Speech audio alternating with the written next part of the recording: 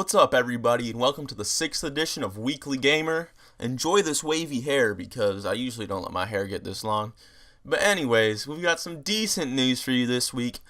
I'm still not trying to say so let's get it going. Alright, that was kind of weird. Just get it going now. Xbox news, PlayStation news, Star Wars news, Amazon news, and the Sess, Adam Sessler news. Let's start off with Xbox. Xbox just announced today that they are going to be working for a Plex app for the Xbox One. Plex basically just makes it so you can play and resume, say, a video on your computer, then walk into your TV and start playing it right there in your living room. Go onto your tablet when you lay down, start playing it right there. So Xbox is working with Plex to get that going for Windows apps, or Windows, I don't know, just with Xbox, period.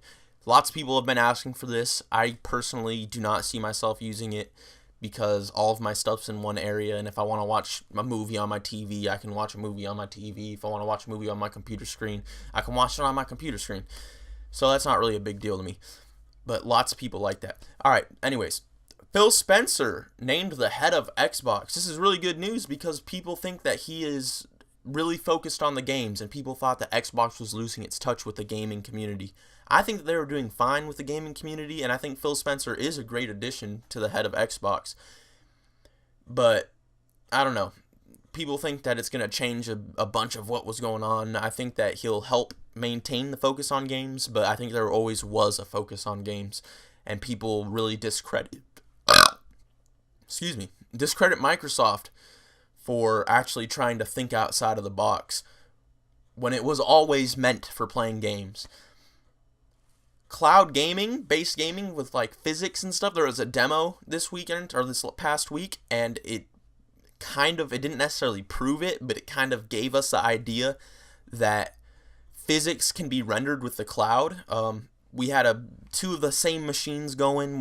They were both pretty crappy, and they were both trying to render this building falling down. And the one without the cloud-based physics was like going at like 10 frames per second and stuff like that. While the other one that was using cloud-based physics didn't drop in frame rate at all. But of course, people are saying when they moved to the side and stopped looking at the building, like it was staged for that to happen so that it didn't have a drop in the frame rate. Then they took it back when it was halfway fallen down and stuff like that.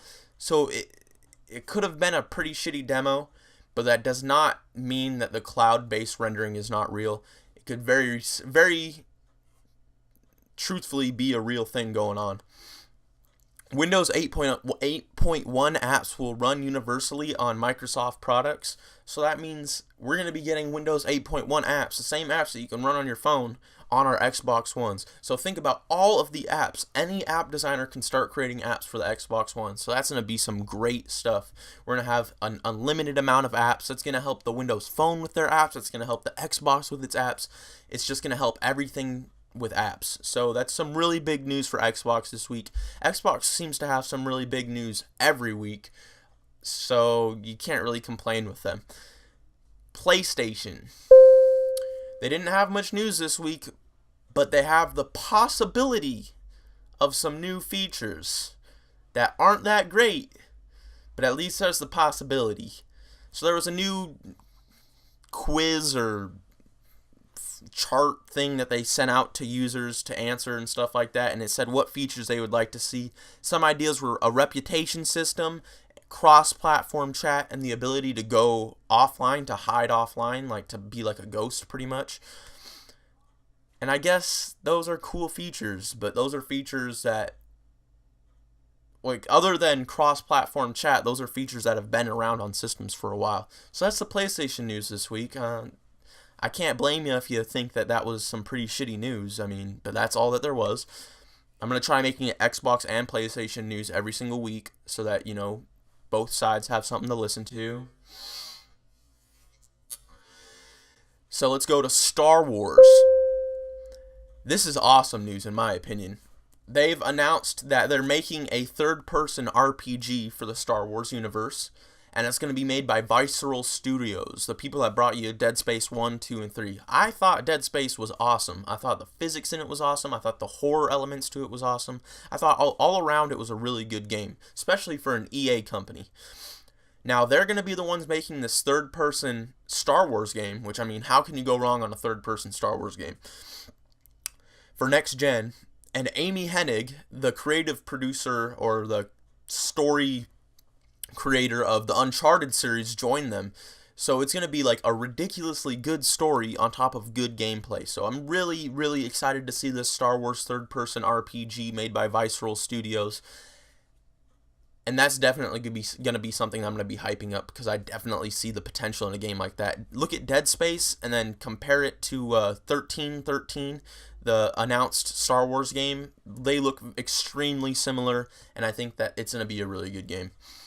So next up, Amazon. Amazon announced its $99 Fire TV for gaming and TV.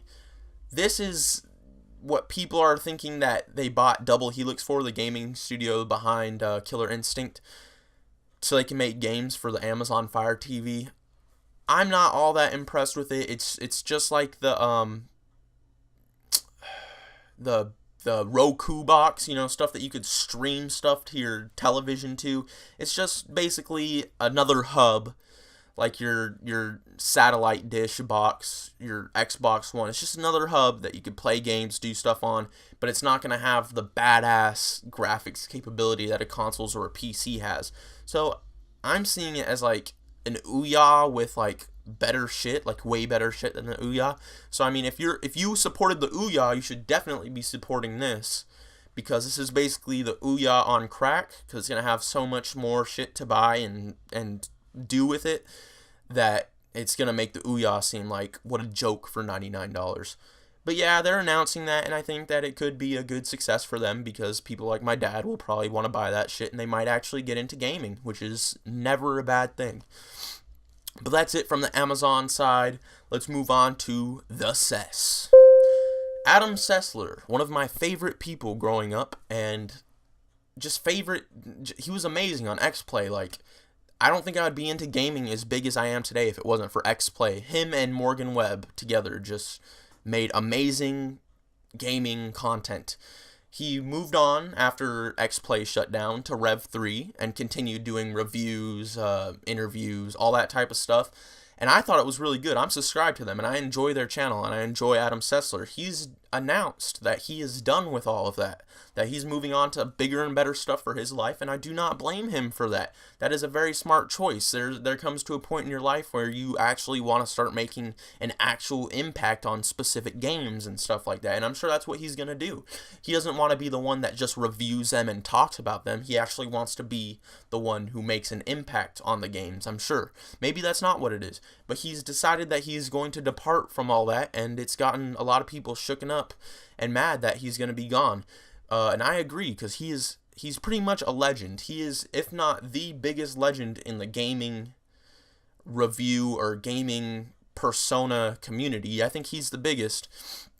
He's up there. He's changed so much, and he's led so many lives, like, down I don't know, he's just a really good reviewer. He brings fun to the gaming community. Lots of people are distressed about this. I'm happy he's doing his own thing. It brings more opportunities for people like me or your other favorite YouTubers to somehow get a little bit of his where people used to spend time watching only him for reviews and stuff like that. They're now going to start looking at other places, like other channels, for more content, and that only makes the community bigger. So I think what he's doing is good for him, and it's good for the community. So that's it for this week. Make sure you like, comment, subscribe, and I'll see you next week with Gamer 7 Weekly News number 7 weekly. Now with a brand new format but the same wacky hair, here's Adam Sessler. Yes, thank you so much, Mr. Disembodied Voice.